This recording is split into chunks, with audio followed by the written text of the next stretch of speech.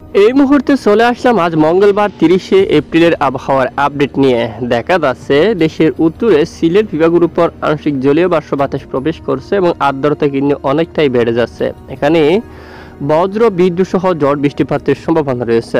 এখানে দেখুন আপনারা সিলেট বিভাগের উপর এই মুহূর্তে মেঘের আনাগোনা দেখা যাচ্ছে। অন্যদিকে দেখুন বাংলার অন্যান্য জেলায় রংপুর, তারপর রাজশাহী, এখানে খুলনা এবং সবটুকু এলাকায় শুষ্ক আবহাওয়া, পশ্চিমা বাতাস থাকবে।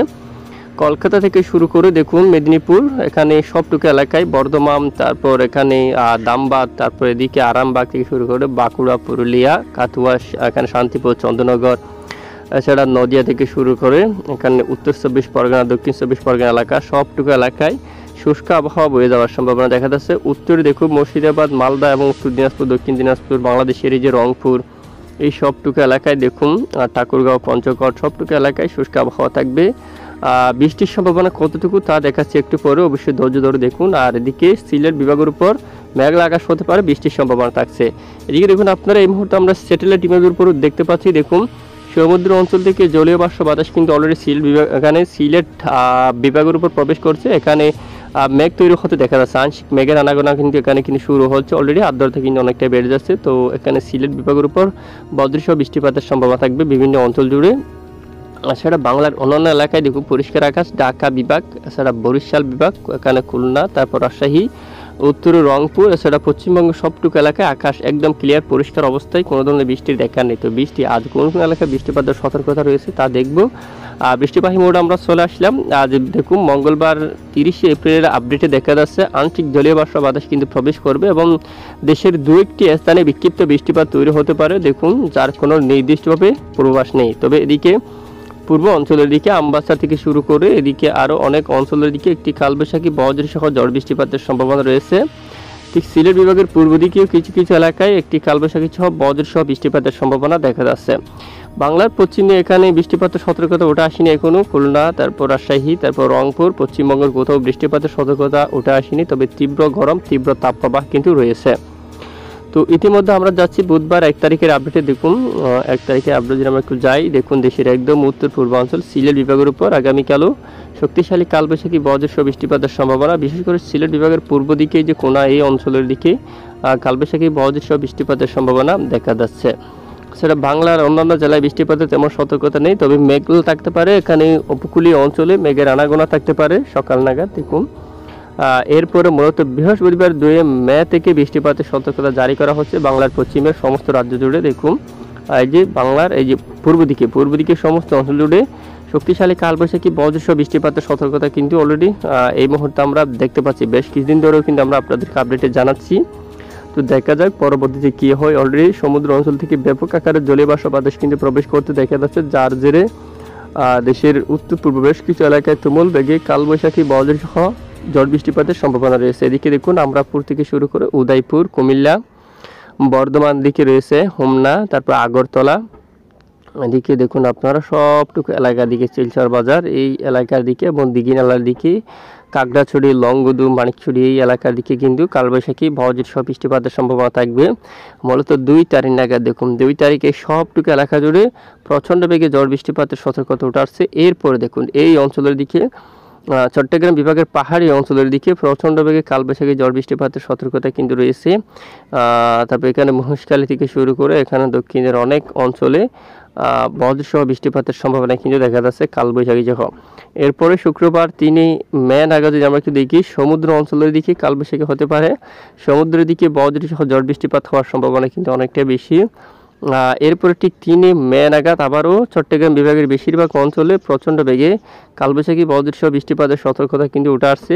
এখানে চট্টগ্রাম এবং হাটহাজারির দিকে, তারপর দিকে রাঙ্গামাটির দিকে এবং বিলাইছড়ি, রাজস্থলী, রোহাঙ্গাচুরির দিকে, এখানে সাতকানিয়া এই সবটুকু এলাকা জুড়ে এবং এখানে মানিকছড়ি, লংগদু, কাকড়াছড়ি, দিঘিনালা, ছাগলনাইয়া, ফেনী, মিরসরাই এবং এখানে দেশের দক্ষিণের উপকূলীয় অঞ্চলীয় কক্সবাজার, কুতুবদিয়া, চকরিয়া, তানচি, তারপরে এখানে সবটুকু এলাকা জুড়ে কালবৈশাখী ঝড় বৃষ্টিপাতের সতর্কতা কিন্তু উঠে আসছে। মূলত 2 তারিখে বৃষ্টিপাতের সম্ভাবনা বা আবহাওয়া অনেকটাই এই যে এখানে গোলমাল থাকবে। এরপরে 3 তারিখ নাগাদও বৃষ্টিপাতের সতর্কতা উঠে আসছে এবং শনিবার 4 তারিখ থেকে কিছুটা মেঘের আনাগোনা, দেশের উপর বৃষ্টির সম্ভাবনা খুবই কম। দেখুন 4 তারিখেও বৃষ্টির সম্ভাবনা তেমন নেই, অনেকটাই কম রয়েছে।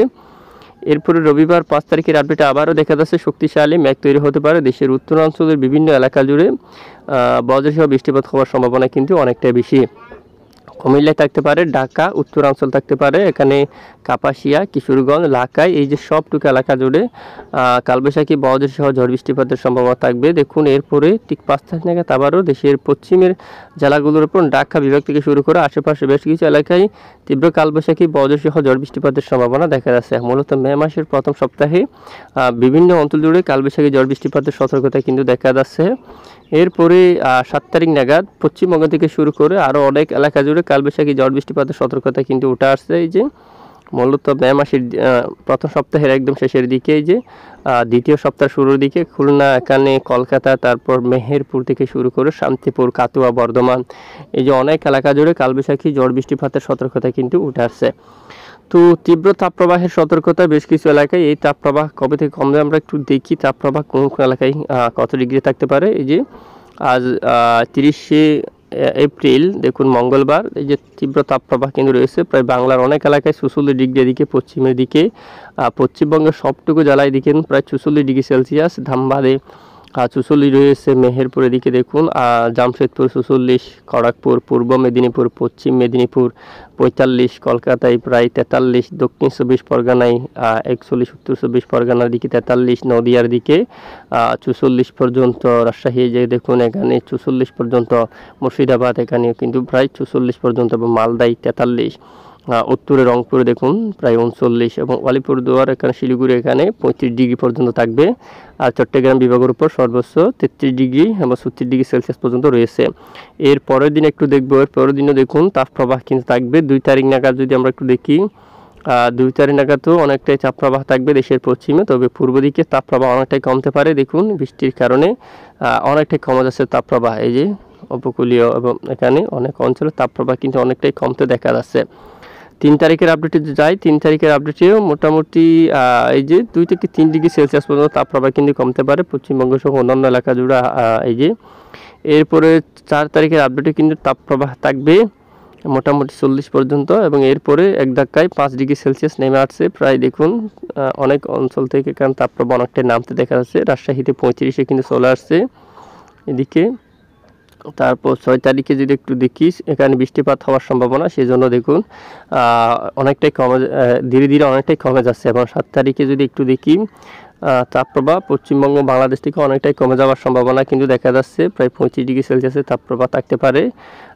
এরপরে যদি দেখি, দেখুন স্বাভাবিক অবস্থায় তাপপ্রবাহ থাকার সম্ভাবনা রয়েছে। তো এই মুহূর্তে গরমের রেড অ্যালার্ট কিন্তু জারি করা হলো, বেশ কিছু অঞ্চল জুড়ে চরমভাবে সতর্কবার্তা কিন্তু দেওয়া হচ্ছে। এরই মাঝে আমরা দেখতে পাচ্ছি গোটা বাংলার বেশিরভাগ অঞ্চল, প্রায় 80% এলাকায় দেখুন প্রচণ্ড গরম। অনেকটা এই যে ঢাকা বিভাগে যারা দেখছেন তারা জানাবেন খুবই গরম। এছাড়া ময়মনসিংহ বিভাগ এখানেও রোদের কিরণ অনেকটা বেশি থাকতে পারে, কারণ কিশোরগঞ্জ, লাখাই সবটুকু এলাকায়, কাপাসিয়ার দিকে, নাগারপুর, সিরাজগঞ্জ, সরিষাবাড়ি, এখানে রাজপুর, এখানে গাইবান্ধা সবটুকু এলাকায়, তারপর এখানে সিংড়া, রাজশাহী, পাবনা, শাইলকোপা, মেহেরপুর, জয়সুর, লোহাগাড়া, খুলনা, সাতক্ষীরা, পিরোজপুর, এখানে মঠবাড়িয়া থেকে শুরু করে শিবনগর, লালমোহন, বরিশাল, মতিরহাট, যে সবটুকু এলাকায় অলরেডি তীব্র গরম থাকতে পারে, গরমের মাত্রা অনেকটা বেশি থাকতে পারে। এবং খুলনা বিভাগের দিকেও এখানে এই যে কলকাতায় কিন্তু দেখা যাচ্ছে প্রায় 98% এখানে অনেকটাই গরম থাকতে পারে, এবং চন্দ্রনগর এবং আরামবাগ, কোলাঘাট, খড়গপুর সবটুকু এলাকায় রোদের কিরণ অনেকটা বেশি থাকতে পারে, তীব্র গরম থাকার সম্ভাবনা কিন্তু দেখা যাচ্ছে। বাংলাদেশের দক্ষিণ উপকূলীয় চট্টগ্রাম বিভাগের এই অঞ্চলের দিকে গরম অনেকটা বেশি থাকতে পারে, খুবই গরম অনুভব করতে পারে। চট্টগ্রাম, পরিচিত উপজেলা এই সমস্ত জেলাগুলোর উপর অনেকটাই গরম অনুভব করতে পারে, তবে এদিকে কিন্তু রেড অ্যালার্ট বেশি, সতর্কতা কিন্তু অনেকটাই বেশি। তো এই হচ্ছে মূলত আগামী দিনের গরমের সতর্কবার্তা। এবং গরম দেখুন তীব্র এই রোদের কিরণ কিন্তু অনেকটাই কমে আসতে পারে আগামী এই যে বৃষ্টি চলাকালীন সময়, যে বৃষ্টি চলার কারণে চরম সতর্কবার্তা কিন্তু অনেকটাই উঠিয়ে নেওয়া হচ্ছে। তো বায়ুমণ্ডলকে দেখতে পাচ্ছি আজ 30 এপ্রিল নাগাদ দেশের দক্ষিণের উপকূলীয় অঞ্চলে ঝোড়ো বাতাস শুরু হতে পারে, মহেশখালী থেকে শুরু করে সবটুকু এলাকায়, নাইক্ষ্যংছড়ি, টেকনাফ এবং চকরিয়া, কুতুবদিয়া থেকে শুরু করে চট্টগ্রাম উপকূলীয় সবটুকু এলাকায় ঝড়ো বাতাস থাকতে পারে। ঘন্টায় কত কিলোমিটার পর্যন্ত সর্বোচ্চ উঠতে পারে তা একবার আমরা দেখে নিচ্ছি আপনাদেরকে। আমরা চলে যাচ্ছি ঠিক 30 এপ্রিলের আপডেটে।